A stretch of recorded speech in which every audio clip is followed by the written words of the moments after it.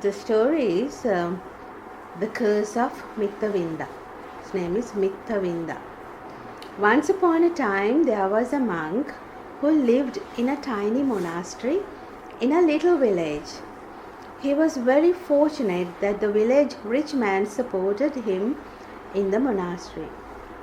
He never had to worry about the cares of the world.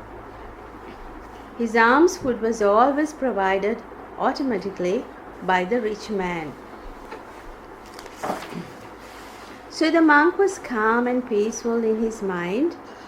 There was no fear of losing his comfort and his daily food. There was no desire for greater comforts and pleasures of the world. Instead, he was free to practice the correct conduct of a monk, always trying to eliminate his faults and do only wholesome deeds. But he didn't know just how lucky he was.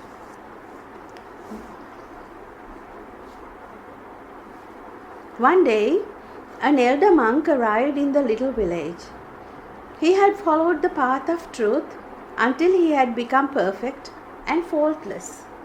So he has really practiced the path and followed the path to truth, and he had become perfect and faultless. What does that mean?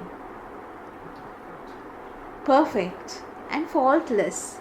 That means he has reached high stages of sainthood, right? Okay. One day, when the village rich man saw this unknown monk, he was very pleased by his gentle manner and his calm attitude. So he invited him into his home. He gave him food to eat, and he thought himself very fortunate to hear a short teaching from him. And so he gave him food to eat, and he thought himself very fortunate to hear a short teaching from him. He then invited him to take shelter at the village monastery. Now I'm going to ask you a question, right? So he said, I will visit you there this evening to make sure all is well. When the perfect monk arrived at the monastery, he met the village monk. Now who is the village monk? The monk who stayed before. He lived in a tiny monastery. Now who came next? Who visited? An older monk. But that monk was perfect. He has reached perfection. So I will then, he said, I will visit you there this evening to make sure all is well. When the perfect monk arrived at the monastery, he met the village monk. Then the village monk asked, have you had your lunch today? The other replied, yes, I was given lunch by the supporter of this monastery. He also invited me to take shelter here. The village monk took him to a room and left him there. The perfect monk passed his time in meditation. So the perfect monk was always, he passed his time meditating. So that's what the perfectness does, because you meditate and you purify your mind. Yeah, that's why you call perfect, right? So yes, I was given. Then the village monk took him to a room and left him there. The perfect monk passed his time in meditation. Later that evening, the village rich man came. He brought fruit, drinks, flowers, and lamp oil in honor of the visiting holy man. He asked the village monk, where is our guest? He told him what room he had given him. The man went to the room, bowed respectfully, and greeted the perfect monk. Again, he appreciated hearing the way of truth as taught by the rare, faultless one. Afterwards, as evening approached, he lit the lamps and offered the flowers at the monastery's lovely temple shrine. He invited both monks to lunch at his home the next day. Then he left and returned home. In the evening, a terrible thing happened.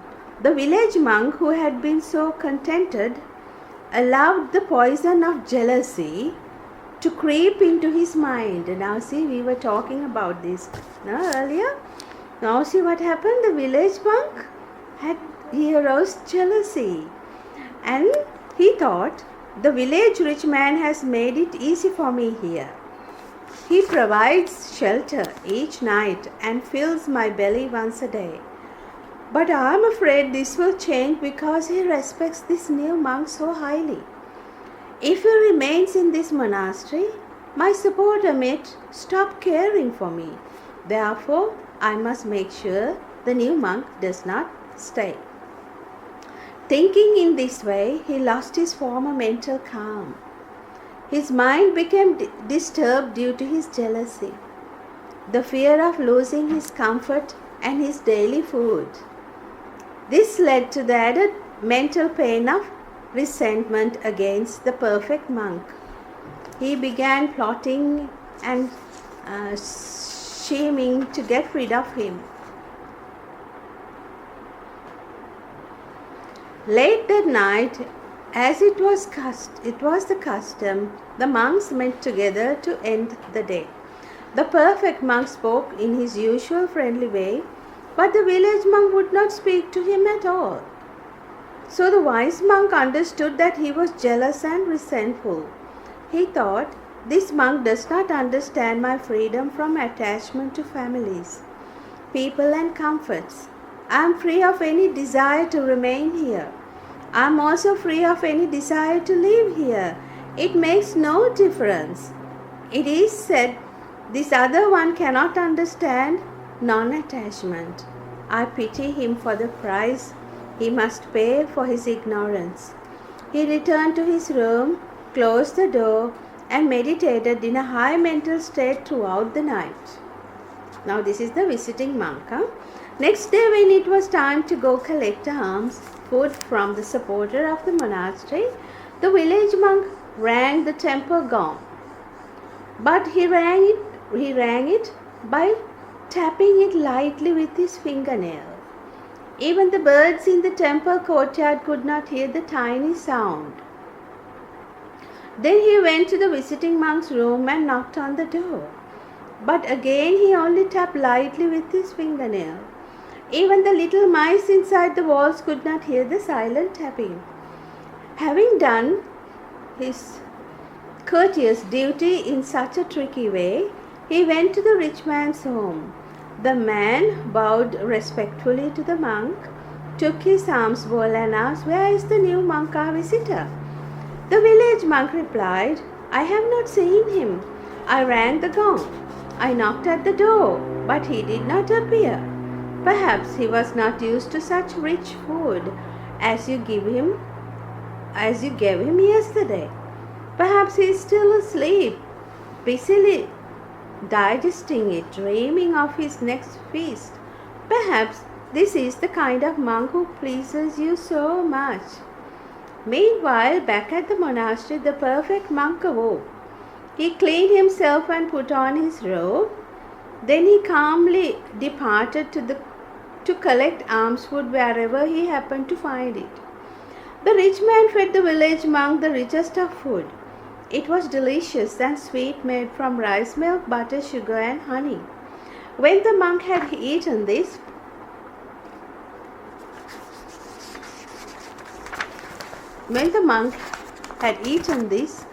fill, the man took his bowl.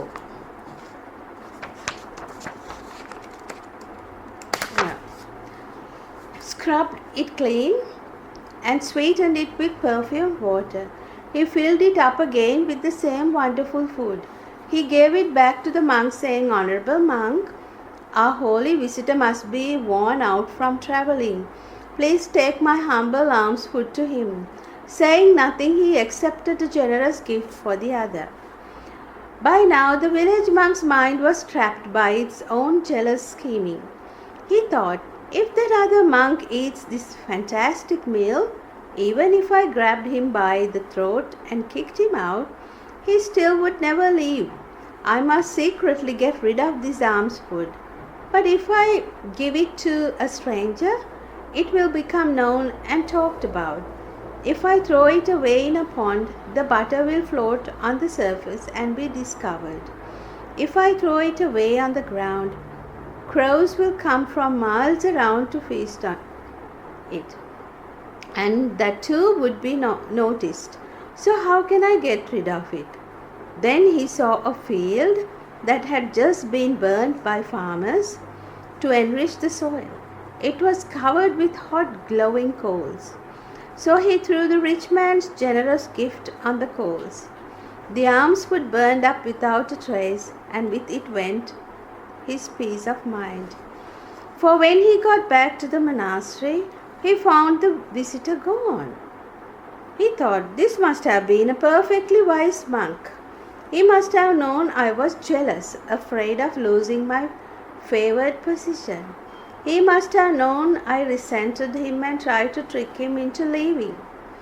I wasted almswood went for him, and all for the sake of keeping my own belly full. I am afraid something terrible will happen to me. What have I done? So afraid of losing his easy daily food, he had thrown away his peace of mind. For the rest of his life, the rich man continued to support him, but his mind was filled with torment and suffering. He felt doomed with a walking, starving zombie or a living, hungry ghost. So that is the first part. When he died, his torment continued, for he was reborn in a hell world, where he suffered for hundreds of thousands of years. Finally, there too he died, as all beings must, but the results of his past actions were only partly completed. So he was reborn as a demon 500 times.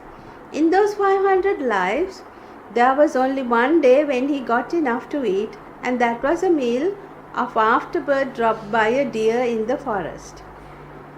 When he was reborn as a starving stray dog another 500 times, for the sake of a full monk's belly in a past life, all these 500 lives were also filled with hunger and quarreling over food.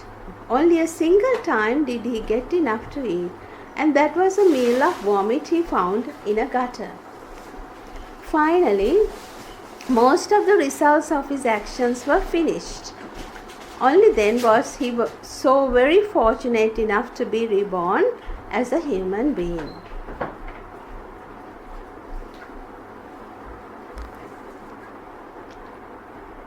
He was born into the poorest of the poor beggar families of the city of Kazi in northern India. He was given the name Mittavinda. Right? From the moment of his birth, his poor family became even more poor and miserable. As this way, after a few years, the pain of hunger became so great that his parents beat him and chased Mittavinda away for food. They shouted, "Be gone forever, you are nothing but a curse." Poor Mittavinda, so very long ago, he had not known how lucky he was. He was contented as a humble village monk. But he allowed the poison of jealousy to enter his mind, the fear of losing his easy daily food that led to the self-torture of resentment against a perfect monk, and so trickily in denying him one wholesome gift of almsfood, and it took 1,001 lives for the loss of his comfort and daily food to be completed. What he had feared, his own actions had brought to pass. Right? Let's see what happens next. Little did poor Mittavinda know that his lives of constant hunger were about to come to an end. After wandering about, he eventually ended up in Benares. At that time, the enlightened being was living in the life of a world-famous teacher in Benares. Now, who is the enlightenment being? The enlightenment being is the Bodhisattva, right? He had 500 students. As an act of charity, the people of the city supported these poor students with food. They also paid the teachers' fees for teaching them.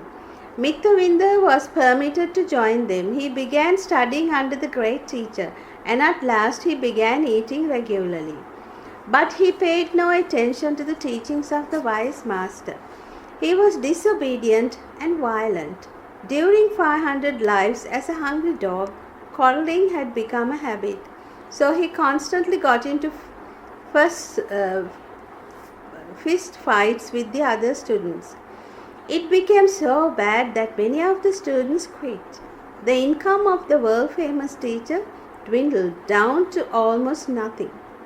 Because of all his fighting, Mittavinda was finally forced to run away from Benares. He found his way to a small remote village. He lived there as a hard-working laborer, married a very poor woman and had 2 children. It became known that he had studied under the world-famous teacher of Benares. So the poor villagers selected him to give advice when questions arose. They provided a place for him to live near the entrance to the village, and they began following his advice. But things did not go well. The village was fined 7 times by the king. 7 times their houses were burnt, and 7 times the town pond dried up. They realized that all their troubles began when they started taking Mittavinda's advice. So they chased him and his family out of the village. They shouted, "Be gone forever, you are nothing but a curse." While they were fleeing, they went through a haunted forest. Demons came out of the shadows and killed and ate his wife and children. But Mittavinda escaped. He made his way to a seaport city. He was lonely, miserable, and penniless. It just so happened that there was a kind, generous, rich merchant living in the city. He heard the story of Mittavinda's misfortunes. Since they had no children for their own, he and his wives adopted Mittavinda. For better or worse, they treated him exactly as their own son. His new mother and father were very religious. They always tried to do wholesome things. But Mittavinda still had not learned his lesson. He did not accept any religion, so he often did unwholesome things. Some time after his father's death, his mother decided to try and help him enter the religious life. She said, "There is this world and there is the one to come. If you do bad things, you will suffer painful results in both worlds." But foolish Mittavinda replied, "I will do whatever I enjoy doing and become happier and happier. There is no point considering whether what I do is wholesome or unwholesome. I don't care about such things." On the next full moon holiday, Mittavinda's mother advised him to go to the temple and listen to all night long to the wise words of the monks. He said, "I wouldn't waste my time." So she said, "When you return, I will give you 1,000 gold coins." Mittavinda thought that with enough money he could enjoy himself constantly and be happy all the time. So he went to the temple. But he sat in a corner, paid no attention, and fell asleep for the night. Early the next morning he went home to collect his reward. Meanwhile, his mother thought he would appreciate wise teachings. Then he bring the oldest monk home with him. So he prepared delicious food for the accepted guest. When he saw him returning alone, he said, "Oh, my son, why didn't you ask the senior monk to come home with you for breakfast?" He said, "I did not go to the temple to listen to a monk or to bring him home with me. I went only to get your 1,000 gold coins." His disappointed mother said, "Never mind the money. Since there is so much delicious food prepared, only eat and sleep," he replied. "Until you give me the money, I refuse to eat." So he gave him the 1,000 gold coins. Only then did he gobble up the food until all he could do was fall asleep. Mittavinda did not think 1,000 gold coins were enough for him to constantly enjoy himself. So he used the money to start a business. and before long he became very rich. One day he came home and said, "Mother, I now have 120,000 gold coins. But I am not yet satisfied. Therefore I will go abroad on the next ship and make even more money." She replied, "Oh my son, why do you want to go abroad? The ocean is dangerous and it is very risky doing business in a strange land. I have 80,000 gold coins right here in the house. That is enough for you. Please don't go, my only son." Then she held him to keep him for leaving. But Mittavinda was crazy with greed. So he pushed his mother's hand away and slapped her face. She fell to the floor. She was so hurt and shocked that she yelled at him, "Be gone forever. You are nothing but a curse." Without looking back, Mittavinda rushed to the harbor and set sail on the first departing ship. You want to know what happened to him? Okay. After 7 days in the ocean, all the winds and currents stopped completely. The ship was stuck. After being dead in the water for 7 days, sit properly on the board. Put the book away and sit down. So they drew. All the board was terrified they would die.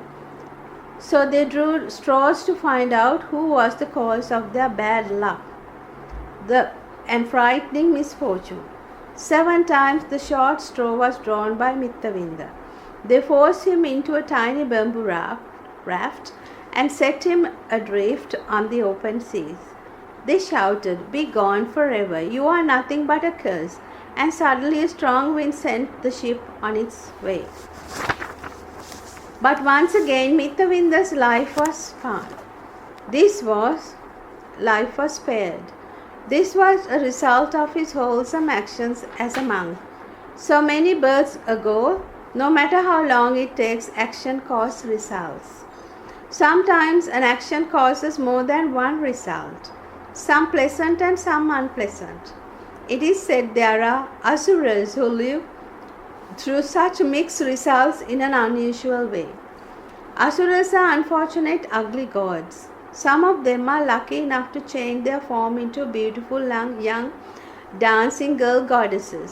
These are called apsaras. They enjoy the greatest pleasures for 7 days. But then they must go to a hell world and suffer torments as hungry ghosts for 7 days. Again they become Apsara goddesses, back and forth until both kinds of results are finished. While floating on the tiny bamboo raft, it just so happened that Mittavinda came to a lovely glass palace. There he met 4 very pretty Apsaras. They enjoyed their time together, filled with heavenly pleasures for 7 days. Then, when it was time for the goddesses to become hungry ghosts, they said to Mittavinda, "Wait for us just 7 short days and we will return and continue our pleasure." The glass palace and the 4 apsaras disappeared.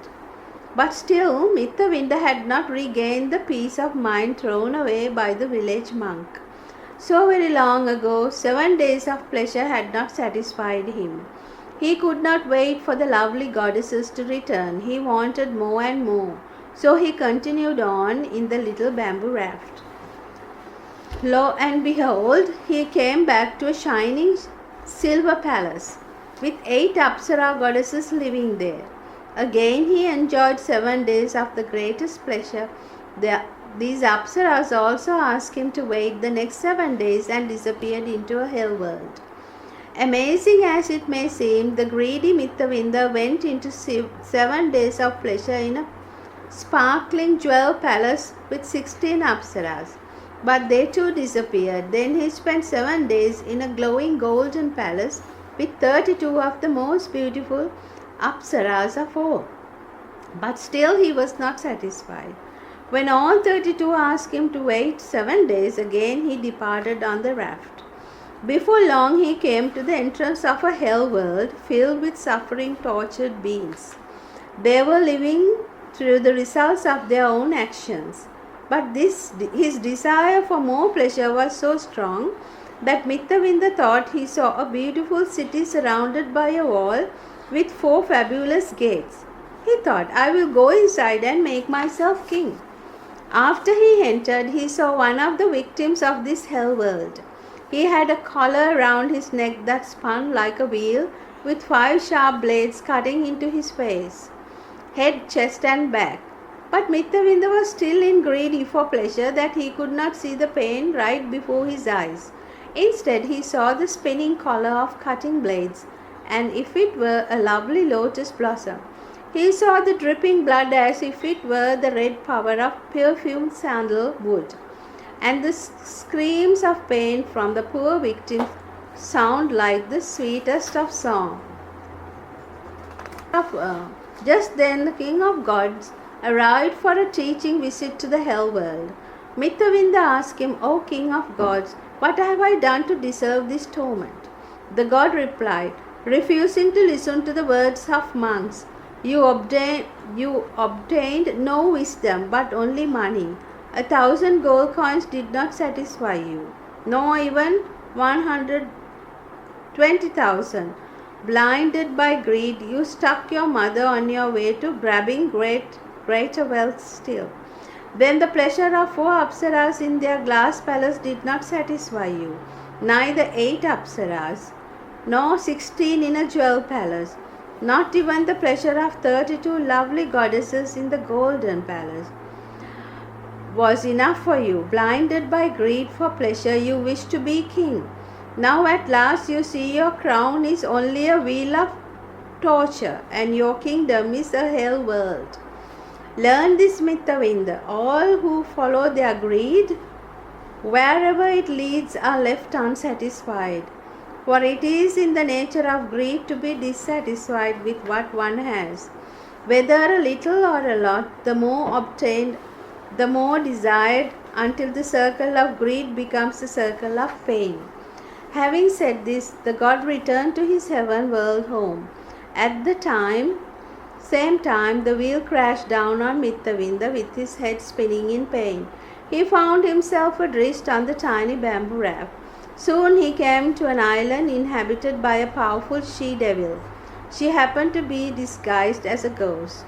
Being hungry, Mittavinda thought nothing of grabbing the goat by a hind leg, and the devil, hiding inside, kicked him away up in the air. He finally landed in a thorn bush on the outskirts of Benares. After he untangled himself from the thorns, he saw some goats grazing nearby. He wanted very badly to return to the palaces and the dancing girl Apsaras. Remembering that a goat had kicked him there, he grabbed the leg of one of those goats. He hoped it would kick him back to the island. So it goes on. The world famous as he was being taken as a prisoner to the king, they passed by the world famous teacher of Benares. Immediately he recognized his student. He asked the shepherds, where are you taking this man? They said, he is a goat thief. We are taking him to the king of punishment. The teacher said, please don't do so. He is one of my students. Release him to me so he can be a servant in my school. They agreed and left him. The teacher asked Mittavinda, what has happened to you since you left me? He told the story of being first respected and then cursed by the people of the remote village.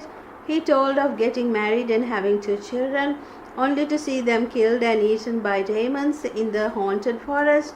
He told of slapping his generous mother when he was crazy with the greed of money. He told of being cursed by his shipmates and being cast adrift on a bamboo raft. He told of the 4 palaces with their beautiful goddesses, and how each time his pleasure ended, he was left unsatisfied. He told of the cutting wheel of torture, the reward of the greedy in hell, and he told of his hunger for goat meat, and not only got him kicked back to Benares without even a bite to eat. The world famous teacher said, it is clear that your past actions have caused both unpleasant and pleasant results. See, how the actions have caused him pleasant and unpleasant results, and that both are eventually completed. But you cannot understand that pleasures always come to an end. Have you understood that pleasures come to an end? Instead, you let them feed your greed for more and more. You are left exhausted and unsatisfied, madly grasping at goat legs. Calm down, my friend, and now that trying to hold water in a tight fist will always leave you thirsty. Hearing this, Mittavinda bowed respectfully to the great teacher. He begged to be allowed to follow him as a student. The enlightenment being welcomed him with open arms. Now the moral behind this story. In peace of mind there is neither loss or gain. And also being jealous gives unwholesome results. Remember how he became jealous? Yeah? Yeah, be quick. So this. Remember how he treated the older monk, and why did it give him so much harm by treating the older monk like that? Because he was a enlightened monk. He has attained arahatship by the sounds of it. So when you harm people with higher virtues, the suffering is the whole virtue. People of virtues, people with higher virtues, the consequence is high. So he was born in hell, became a demon, remember? And he had to stay without food, in hunger, and then also he had pleasures. So 7 days, and again he lost them. Again he had pleasures, and again he had lost them. He had pleasures because he lived as a monk and he practiced, but for all the unwholesome actions that he performed, he has to what? He has to suffer. So all the unwholesome actions created him difficulties. Now you know. So being jealous is an unwholesome action. So you have to learn to face the consequences if you try to be that. So always when bad thoughts arise in you, even anger, greed is also an unwholesome action. You can have greed to a certain extent, liking to eat something is alright. But indulging in them too much greed is bad. Understand that? Too much greed in the sense now you wanting to have something that others have. Then what happens?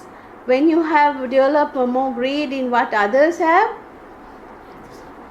what happens to you? You tend to no. You tend to steal things. When you have too much greed of what others do have, then you feel like getting it to you. And some people ignorantly they steal. So what are you doing? So that is an unwholesome action. So we should avoid from killing animals, stealing, telling lies, and then using harsh words, carrying tales, keep away from adultery, alcohol, yes, very good. And what's the other one? We are telling lies, keeping away from falsehood, and you can go. You want to tell someone or? Yeah. Okay. I'll drink some water. Right? So you have to keep away from those unwholesome qualities. So this is why Buddha has given us, this is why the Buddha has given us these precepts to protect us. Why? To protect us so that we don't go and suffer. All his teachings are given so that we can, until we end suffering, until we attain Nibbana, this life cycle is going on and on and on. Right? We will be dying, we will be born in somewhere else. And where we born somewhere else depends on the karma that we have performed in this life or other previous lives. So this is why we have to be very careful with what we do. Thought, body and mind. So we, yeah. In the story, has to wait for 28 days at 4 palaces. Yeah, he had the chance of being in the palaces only for 7 days. And then again he lost them. So it is not happiness, you can't say, because you get so much of happiness and all of a sudden you have a terrible time. So these are your karma, the bad karma that people have. So that's a good story to teach us how the karma works. That's why the Buddha always said to follow the precepts. Follow them well so that you can lead a happy life here and later. Okay, so precepts are very important. So our lay followers must be like what? What is the model the Buddha said? Jewel of a lay follower. And who is this jewel of a lay follower? It's like a lotus, so pure, like a lotus of a lay follower. So when you follow a pure life, a good life, you will have lots of friends, because people like associating good people, no? They don't like. Do you like to keep a lie in your friend group? Do you like? No. So do you like to have a person who is stealing in your friend group? No. People don't like. So when you are in these 5 precepts, who is virtuous, who is concerned about others, and now we spoke about the 5 Brahma Viharas, remember? Loving kindness, compassion, what is the other one? Joy for others, and equanimity, the balanced state of mind.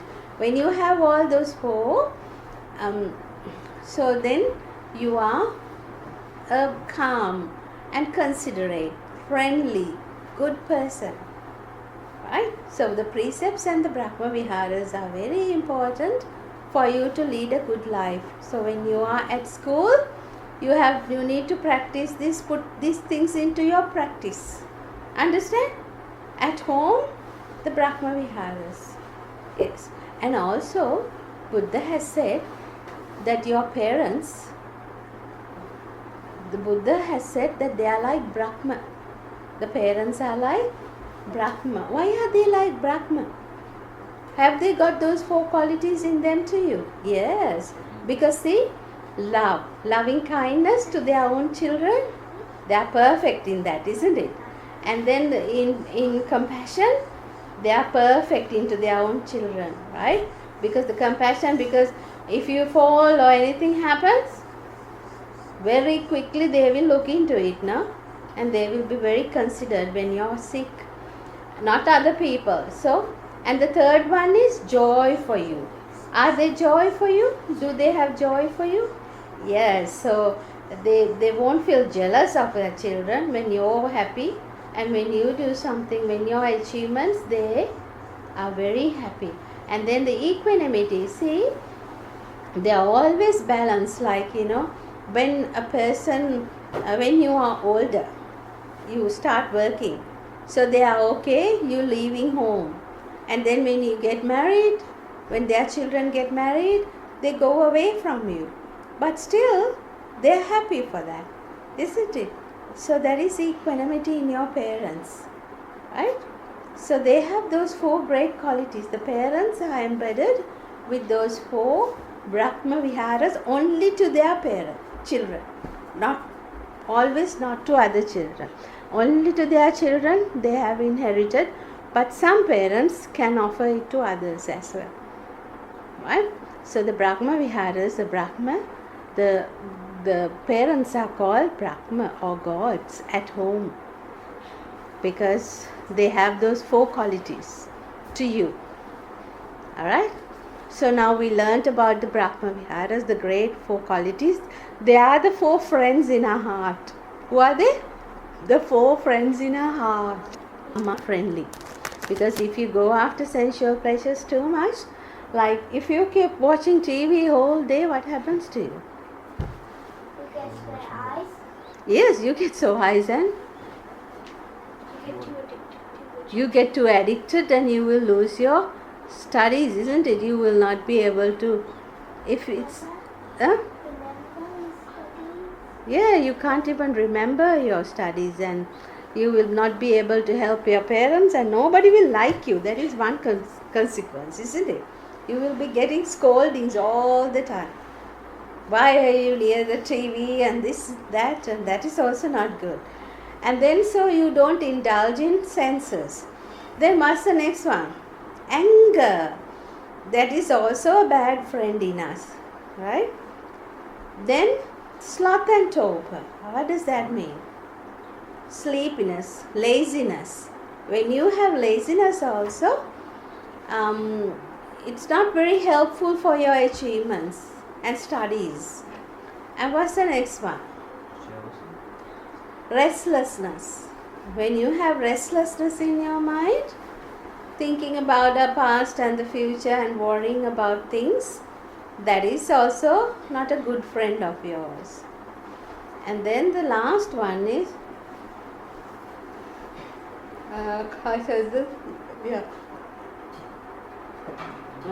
the last one is delusion.